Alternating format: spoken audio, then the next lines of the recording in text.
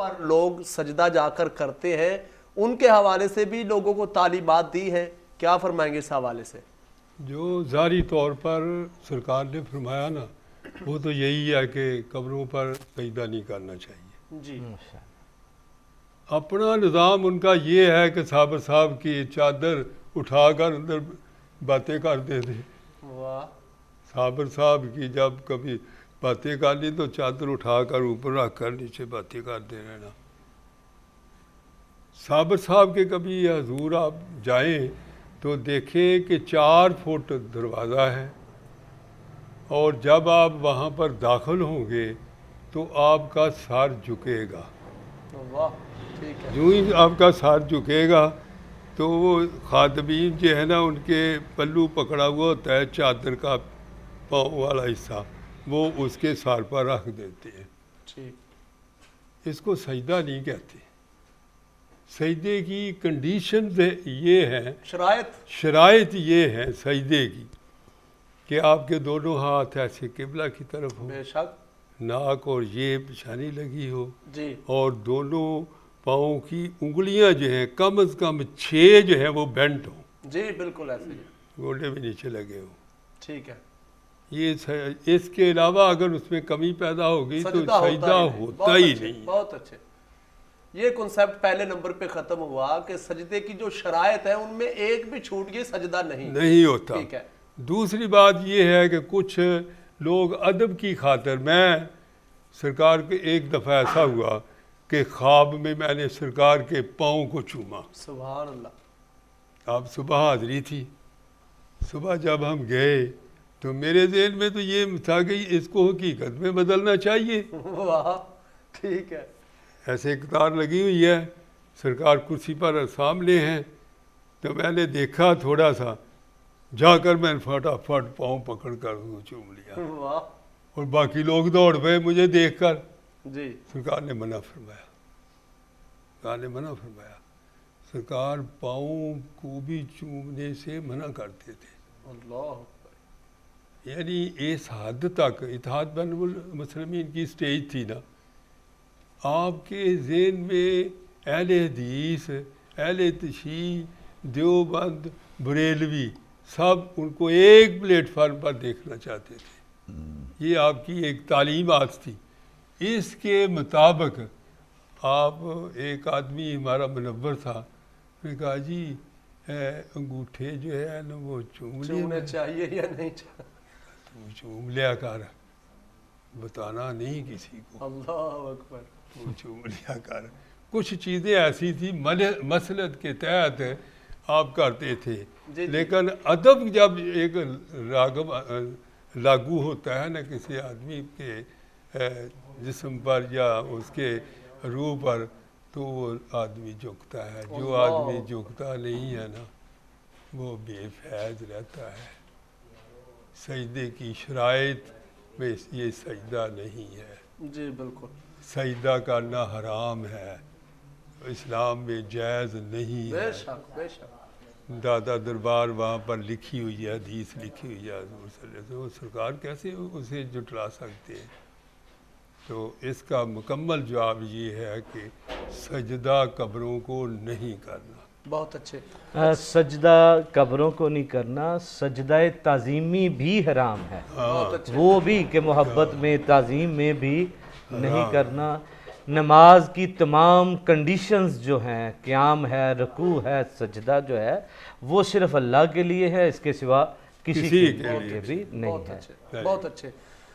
سر قبلہ پیر صاحب، چلے پہلے آپ سے پھر آپ سے.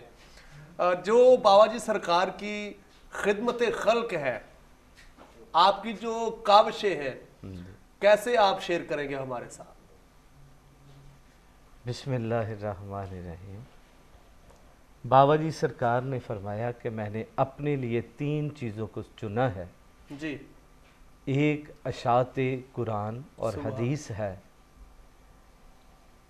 تیسرا محبت مصطفیٰ ہے، دوسرا محبت مصطفیٰ ہے، اور تیسرا خدمت خلق ہے. اس کو میں ذرا مزید ڈیفائن کر دوں. قرآن و حدیث یہ ایک الگ چیز ہے. جی جی. ذکر اللہ اور اس میں درود و سلام آتا ہے، یہ الگ ہے. بے شک. اور خدمت خلق ایک الگ ہے. 3 شعبے آپ نے اختیار کیے اور تینوں میں آپ کامیاب رہے. سبحان اللہ. ماشاء اللہ. قرآن پاک کی خدمت قرآن کریم محل بنا کے آپ نے واہ واہ واہ. وہ محبت کو ظاہر کر دیا. سبحان اللہ. ترتیب شریف کو کی اشاعت کر کے آپ نے احادیث کے ساتھ سرکار کے ساتھ محبت کو وہ ظاہر فرما دیا. سبحان اللہ. اب آپ غور کریے، پاکستان میں تقریباً پاکستان کے ہر شہر میں ہر قصبے میں قرآن کریم محل بن چکے ہیں. واہ واہ واہ. سبحان. جہاں پر قرآن پاک کو محفوظ جی کیا جا رہا ہے. جی. احادیث کی اشاعت. اور یہاں پہ میں بابا سرکار کی اس کرامت کو پھر ایک بار دہرا دوں جی. جو ماسٹر صاحب نے ابھی بیان کی تھی کہ آپ نے سکھے کی کے کھتانوں میں بیٹھ کر ترتیب شریف کو احادیث مبارکہ کی اس کتاب میں احادیث کو جمع کیا، ان کی تفاسیر لکھی، ان کے حوالہ جات لکھے ہیں. اور آپ نے کہیں سے صرف نحو نہیں پڑھا. اللہ اکبر. اللہ اکبر. آپ کسی بھی مدرسہ سے فارغ نہیں ہے. آپ نے صرف سادہ میٹرک کیا ہوا ہے اور صوبے دار میجر کے رینک سے تو آپ ریٹائر ہوئے. یہ ایک ایسی بات تھی جو آپ پر اللہ ہی کی طرف سے یہ عنایت آپ پر کر دی گئی. سبحان اللہ. اور عالم ارواح میں آپ کو چنا گیا اس کام کے لیے. بے شک. میں اکثر آپ لوگوں سے دوستوں سے کرتا ہوں کہ کام کیا نہیں جاتا، کام لیا جاتا ہے. اللہ اکبر. اور اس کے لیے لوگ منتخب کیے جاتے ہیں. آقا رف رحیم کا اس دنیا میں تشریف لانا، آقا رف رحیم نے فرمایا کہ میں پاک شکموں سے، پاک شکموں میں پاک رحموں سے، پاک رحموں میں پاک پشتوں سے، پاک پشتوں میں، یعنی منتخب لوگوں سے آپ تشریف لائے. آپ کے لیے ازواج منتخب تھی، آپ کے لیے قبیلہ منتخب تھا، آپ کے لیے خاندان منتخب تھا، حتیٰ کہ آپ کے لیے دوست، آپ کے صحابہ منتخب شدہ لوگ تھے. تو یہ انتخاب ہوتا ہے جیسے آپ کا ان کا انتخاب ہے کہ آج ہم سب بیٹھے یہاں دین کی بات کر رہے ہیں. بابا جی سرکار کی جو خدمات ہیں وہ کچھ ایک نہیں ہے کہ ایک یا دو ہے، میں وہ آپ کو گنوا دوں، یہ بھی ہے یہ بھی ہے. لیکن چونکہ سر جی نے ابھی کہا ہے نا کہ ابھی تو میں نے شروع ہوا ہوں بات کرنے. بابا جی سرکار کے ساتھ گزارے لمحات جو ہیں وہ تو اتنے زیادہ ہیں، اس میں اتنی ساری کرامات ہیں. اب دیکھیے پوری دنیا میں بابا جی سرکار کا ہوکا جاری اور ساری. ہوکا کسی نے عرض کی جی کہ حضور یہ ہوکا کیا چیز ہے؟ یہاں تو لوگ کھڑے کر کے ایک دوسرے سے باتیں کرتے ہیں، تبلیغ کرتے ہیں، چلا لگواتے ہیں، 3 دن لگواتے ہیں، 10 دن 20 دن. تو آپ نے فرمایا جیسے ریڑھی والا جو ہے نا وہ گلیوں اور بازاروں میں گزرتا ہے اور کہتا ہے ٹینڈے لے لو، کریلے لے لو، فلاں چیز لے لو، وہ ہوکا لگاتا ہے. جس کو جس چیز کی ضرورت ہوتی ہے وہ خرید لیتا ہے. ہم بھی ہوکا لگائیں گے، دین کا ہوکا لگائیں گے، جس کو رب نے جو دینا ہوا ہمارے پاس آگے لے لیا. ایک تو انگلینڈ میں بھی میرے پاس دوست آئے، میرے پاس دوست فون پہ بھی بتایا انہوں نے کہ وہاں پر انگلش میں یہ چل رہا ہے ہوکا، لوگو اللہ سے ڈرو، یہاں سدا نہیں رہنا. ماشاءاللہ. یہ دنیا اس دنیا کی ہر ایک چیز فانی، ناپائیدار اور چند روز کی مہمان ہے. یہ ہوکا انگلش میں لندن کی گلیوں اور سڑکوں پر بھی چل رہا ہے. واہ. یہ فیضان ہے بابا سرکار، کئی زبانوں میں، کئی زبانوں میں. یہ بلوچستان میں ہے، یہ سندھ میں ہے، یہ پنجاب میں ہے. اور میرے ایک دوست بتاتے ہیں کہ میں گلگت میں گیا تو وہاں پہ پہاڑوں کے درمیان میں نے کہا یہاں کون ہوگا؟ کہتا میں حیران رہ گیا، وہاں پر بھی ایک کلی تھی بالکل پہاڑ کے اوپر، ایک بزرگ بیٹھے ہوتے اور بابا جی سرکار والی جو ہے وہ انہوں نے سر پہ تاج سجایا ہو اور بابا جی کا حقہ وہ پہاڑ پہ کھڑا ہو کے وہ بیان کر رہا تھا. تو کتنا بڑا یہ کام ہے کہ دین کی آواز، حی القیوم کی آواز یہ گلیوں اور بازاروں، پاکستان ہی کے نہیں بنگلہ دیش، انڈیا، امریکہ، جاپان، یعنی جو بھی ممالک ہیں وہاں پہ جو ہے اس وقت یہ بابا سرکار کی دین کی آواز گونج رہی ہے. پھر بابا سرکار کی خدمات جو ہیں وہ کیسی کیسی خدمات ہیں. جیل میں قیدیوں کو دین کا علم سکھایا جا رہا ہے. جیل میں قیدیوں کو دین کا علم سکھایا جا رہا ہے، گھروں میں ہماری مائیں بہنیں بیٹیاں اس علم کو پھیلا رہی ہیں۔ بابا سرکار کی دین کے لیے خدمات جو ہے وہ بہت ہی ساری ہیں۔ پھر آپ نے خدمت خلق کے نظام میں آئی کیمپس جاری کیے، اور آج دیکھیے جیسے ہی یہ مہینے آتے ہیں، مارچ کا، اپریل کا مہینہ آتا ہے، اکتوبر نومبر کے مہینے آتے ہیں، تو دیکھیے جگہ جگہ بابا جی کے محبت کرنے والے انہوں نے آئی کیمپس لگائے ہوئے ہیں۔ فقراء کو کھانا دیا جا رہا ہے، غرباء کو کھانا دیا جا رہا ہے، چھپ کر دیا جا رہا ہے، اور ایسے ایسے فقیروں کی جماعتیں تیار ہو گئی ہیں کہ ان کو دنیا کا کوئی لالچ نہیں ہے، وہ ان کے لیے صرف ان کے دل میں ایک ہی سوچ ہے کہ ہم نے مرشد کے رستے پر چل کر آقا کے قدموں تک رسائی حاصل کریں۔ بہت اچھے، یہ بات ہے، بہت اچھے۔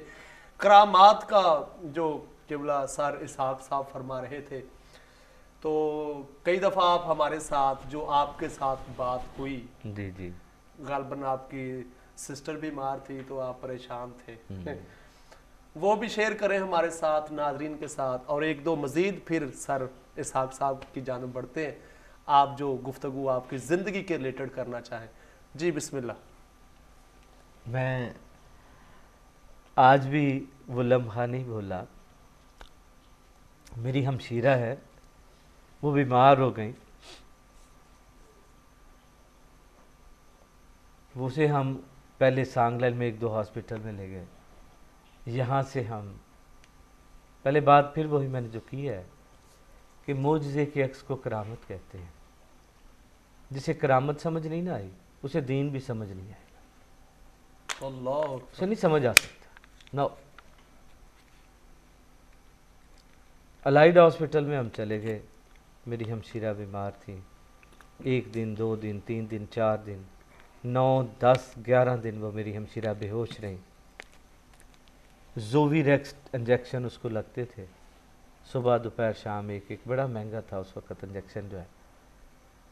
جمعے کا دن تھا، نہیں یا کوئی ایسا دن تھا کہ میرے دل میں آیا 12ویں دن کہ کیوں نہ مرشد کے قدموں میں چلیں۔ میں وہاں سے ویگن پر بیٹھا، دالوار شریف کیمپ دارالحسان چلا گیا۔ نماز کا کوئی وقت تھا، ظہر کی شاید غالباً نماز تھی۔ اب یا حیو یا قیوم کے یہ ترانے کی گونج تھی، وہاں پر نعرہ حق چل رہا تھا، میں بھی جلے گیا وہاں پہ۔ اب بابا سرکار تشریف لائے، برآمدے میں آپ تشریف لائے، تو آپ سرکار کے ادب میں لوگ کھڑے ہو گئے، جیسے لوگ جی کھڑے ہوئے تو آپ نے فرمایا بیٹھ جاؤ، سب بیٹھ گئے۔ اب میں اکیلا کھڑا رہا تو مجھے بابا سرکار نے فرمایا بیٹھ جاؤ۔ میں نے دل میں کہا، دل میں کہ سرکار آپ کہہ رہے بیٹھ جاؤ، میری ہمشیرہ ہسپتال میں ہے اور میں اتنی لوگوں میں کیسے عرض کروں کہ میں کتنا پریشان ہوں اور بیٹھوں کیسے میں۔ اللہ اکبر۔ اب مجھے بابا سرکار نے فرمایا اشارے سے اور بول کے اونچی آواز میں نماز۔ سب لوگوں نے نا صفے سیدھی کر لی۔ اب میں نے دل ہی میں یہ بات کہی ہے، جو دل کی بات ہے وہ کہہ رہا ہوں، اور اس میں شاید میری کوئی غلطی بھی ہو تو اللہ مجھے معاف فرمائے۔ میں نے دل میں کہا میں نہیں پڑھنی نماز، میں خود پڑھی نہیں جان دی، 11 دن ہو گیا میری جوان بہنیں ہسپتال ہے۔ دل میں نے یہ بات کی ہے، میں نے کہا کہ میں کیسے نماز پڑھوں، مجھ سے نہیں پڑھی جاتی، 11 دن ہو گئے، پڑھتا تو ہوں لیکن بھول جاتی ہے، سمجھ نہیں آتی نماز پڑھنی، ہاسپٹل میں اتنے پیسے لگ رہے۔ اب مجھے کیا فرماتے ہیں، بھاگ جاؤ، نکل جاؤ، بھاگ جاؤ، بھاگ جاؤ، بابا سرکار نے فرمایا۔ اب تقریباً 2-3 ہزار کا مجمع ہے، اس میں سے میں نکل گیا، مجھے نہیں پتا، مجھے کسی نے دھکا نہیں دیا، مجھے کسی نے روکا نہیں ہے، وہاں سے میں بھاگا، سیدھا میں پل پر آیا، پل سے ویگن پر، اور جیسے میں لائیڈ ہاسپٹل پہنچا تو میں نے دیکھا کہ میری ہمشیرہ 12ویں دن ہوش آ گئی ہوئی تھی اور بیٹھی کچھ کھا رہی تھی۔ میں نے جو اسی وقت پہلے تو سجدہ شکر ادا کیا، پھر میں نے نماز پڑھی، میں نے کہا سونیا یہ تیرا کرم ہے، یہ آپ کی دعاؤں کا اعجاز ہے کہ میرے رب نے کرم کر دیا۔ یہ میں نے اپنی زندگی میں دیکھا ہے، اللہ، یہ وہ لمحات ہیں جو میں نے خود دیکھے ہوئے۔ جی جی۔ اور پھر میں ایک بات پچھلے دنوں میرے ساتھ ہوئی، وہ بات میں جب تقریریں کرنے جاتا ہوں تو پھر لوگ جیسے ابھی سیف الرحمان صاحب کو انہوں نے سوال لکھ کے بھیجے ہوئے ہیں نا، مجھے بھی پھر سوال لکھ کے بھیجتے ہیں یا بولتے ہیں، کھڑے ہو کے بات کرتے ہیں۔ میں حضور قبلہ عالم حضرت ख्वाजा मोइनुद्दीन चिश्ती अजमेरी आप सरकार की करामात का बड़ा बयान करता हूँ जी। तो इसमें वो करामत भी आपकी बयान करता हूँ। जब आपने अना सागर में कहा था जाओ मेरे लिए वज़ू का पानी, इसमें पानी लेकर आओ, तो आपका खादम गया तो उसने ऐसे अना सागर में आपका लोटा डाला तो वो सारा पानी उसके अंदर आ गया। ठीक है। जिसमें आपने वो बुत से कहा ए कुड़ी तेरे तरले कर दी भी तू खाता क्यों नहीं? तो बुत ने वो लड्डू खाने शुरू कर दिए। शादीशुदा। हाँ जी। तो वो ये बात एक दिन मैंने ये करामत कर दी, ये बयान कर दी, मैं बड़े जोश से ये क्या करामत बयान करता हूँ। एक बेवकूफ उठा और उसने मुझे कहा शाह जी ये पुरानियां गल्लां छड़ दियो, हुण दा कोई है बाबा ते दसो, हुण कोई नहीं जे। और मैंने कहा खोते दे गुरा हुण भी ये बाबे है ने, है वाह वाह वाह 356 चल रहे ने। अब भी वो बाबे हैं, लेकिन रब ने तुझे वो दिखाने नहीं है, रब ने तुझे उनके कदमों में नहीं ले जा रहा। मैंने कहा तू नहीं जानता, अब भी वो बाबे हैं। तो कहता जी बताइए तो जरा। मैंने कहा मैं तुझे बताता हूँ। हुजूर किबला आलम मुर्शिद करीम हज़रत अबू अनीस अबू अनवर मोहम्मद बरकत अली, अरे तू समझता क्यों नहीं, उस बाबे ने तो 90,000 को मुसलमान किया था। तुझे पता ही नहीं इन बाबों की निगाह का। ये एक निगाह से अगर बुतों को खिला सकते हैं जी जी। तो ये एक निगाह से दिलों को बदल देते हैं। बेशक। लेकिन आज तक तुझे ऐसा साहबे करामत, साहबे कुर्बे अल्लाहिया जो है वो बंदा मिला ही नहीं। तू जरा पढ़ना पहले माजी को, अंबिया की निज़ाम को, तो कुरान में ही है ना वो अल्लाह का बंदा जो था उसके लिए खिज़र, कोई कहता है खज़र, खज़र भी है खिज़र भी है, उनकी तलाश में कौन चले? वक़्त के नबी, वक़्त के रसूल और वक़्त के दूसरे नबी हज़रत यूशा बिन नून रज़ी अलैहिस्सलाम वो भी साथ है। रास्ते में मरजुल बहरैन जहाँ पे दो दरिया मिलते थे, वहाँ पे वो मछली जो आपने फरमाया था जहाँ जब भूख लगी तो खाएंगे, वो मछली काट के तल के भून के साथ लाए हुए थे। वो जब वहाँ गए, जब उस जगह पे उस फ़ज़ा में, तो वो मछली क्या हो गई? जिंदा हो गई। लेकिन वहाँ से आप आगे चले गए, हज़रत मूसा अलैहिस्सलाम ने यूशा बिन नून रज़ी अलैहिस्सलाम से फरमाया लाओ भूख लग रही है। उन्होंने कहा वो मछली तो वहाँ पे जहाँ पानी वज़ू किया था वहाँ पे जिंदा हो गई थी और वो पानी के अंदर चली गई थी। आपने फरमाया फिर जल्दी चल, हमारा सफर तय हो गया। जहाँ मछली जिंदा हुई थी ना वहीं पर अल्लाह का वो वली रहता है। अल्लाह के वली ने वहां को दम पड़ के फूंक मारी हुई थी। और नहीं, जिस फजा में अल्लाह के वली रहते हैं वो फजा ऐसी बेहतरीन हो जाती है, मुसफ़ा हो जाती है कि भुनी हुई वो काटी हुई मछली जो है वहां पे जिंदा हो जाती है। मेरे प्यारे दोस्त, मैं इख्तिताम कर रहा हूं, ये बात है औलिया का कुर्ब ऐसा कुर्ब होता है। जी, जी। उनके ये जो मज़ारात हैं, उनके ये महाफल जो हैं, वहां पे जाने वालों के दिल जिंदा होते हैं। हुजूर किबला आलम, मैं निकाह की बात करने लगा हूं। हाँ, उसने कहा ना पुरानी बातें छोड़ दीजिए, मैं छोड़ता हूं, मुझे नहीं पता। हजरत ख्वाजा मोइनुद्दीन चिश्ती अजमेरी ने, मुझे यकीन है 90,000 आपने मुसलमान किया, कुछ कहते हैं 90 लाख, मुझे इस पर भी यकीन है। लेकिन ये है पुरानी दौर, 900 साल पुरानी बात करते हैं, लेकिन मैं तो अभी इस दौर की बात करता हूं जो आपके सामने है। ऐसे तो ना कबूतर की तरह ये सब लोग आंखें बंद कर लें। ठीक है, आज की बात करता हूं बाबा सरकार की। साड़ियाँ झूठियाँ लगती हैं, तो कलमा पढ़ाओ। अरे वाह वाह। क्या हुआ है? बाबा जी अपने हुजरे से भागे आ रहे हैं, बाबा सरकार अपने हुजरे से बाहर तशरीफ ला रहे, भागे आ रहे हैं। उधर क्या है, ये जो गगड़े थे ना, टपरीवाज, ये सांसी जो हैं, और जिनको कभी किसी ने कलमा ही ना पढ़ाया, जिनसे सब नफरत कर रहे थे, जिनको को मिलना गवारा नहीं करता था कि ये हराम खाते हैं, ये बिल्ले खाते हैं, ये कुत्ते खाते हैं, इनकी टपरियों में नहीं जाना, इनकी झुग्गियों में कोई नहीं जाता, कोई देखता तक नहीं था। अगर कोई सदका खिरा देता भी था तो ऐसे फेंकता था, धुतकारता था उनकी तरफ। बाबा सरकार के दरबार पे गेट की तरफ आ रहा है कौन? इन झुग्गियों वालों का बड़ा जो गुरु था, उसका नाम था बरकत पहलवान। वो बरकत पहलवान आ रहा है, बाबा जी अपने हुजरे से भाग रहे हैं। اپنے دربار کے گیٹ پر دارال احسان، یہ جو سانگلیل سے متصل ہے، اس دربار کے دروازے پر وہ آ رہا ہے کون؟ برکت پلوان، ان چگیوں والوں کا سردار، اور برکت علی یہاں سے بھاگ کر جا رہے ہیں۔ بابا جی ننگے پاؤں جا کے اس کو اپنے سینے سے لگایا، سینے سے لگا کے فرمایا او برکت علی 12 سال، او برکت پلوان 12 سال ہو گئے تیرا انتظار کر۔ اللہ اکبر۔